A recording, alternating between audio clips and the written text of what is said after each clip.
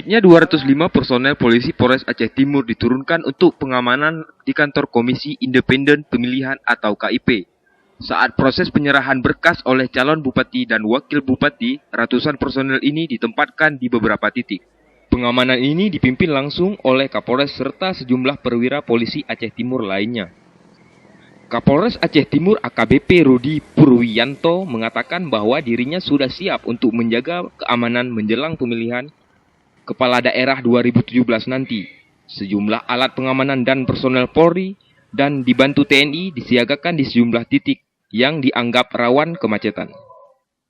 Untuk personel pengamanan di sini kita terpadu Polri, TNI, Polri sama Dishub.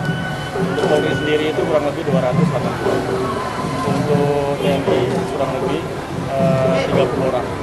Terus Satpol PP 30. Kemudian untuk Dishub juga kurang lebih 30. Bagaimana Pak?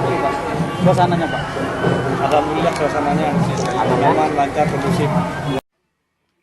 Sementara di kantor KIP, di setiap sudut ditempatkan personel untuk mengantisipasi terjadinya keributan di kantor tersebut.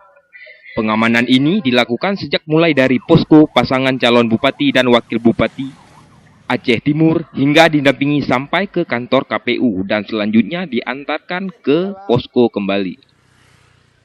Kapolres Aceh Timur berharap agar setiap calon bupati dan wakil bupati serta gubernur dan wakil gubernur agar nantinya bisa tertib dan saling menghormati satu sama lain.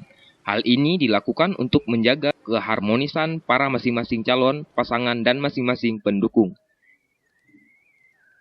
Dari Aceh Timur, Said Maulana, Pelita On TV melaporkan.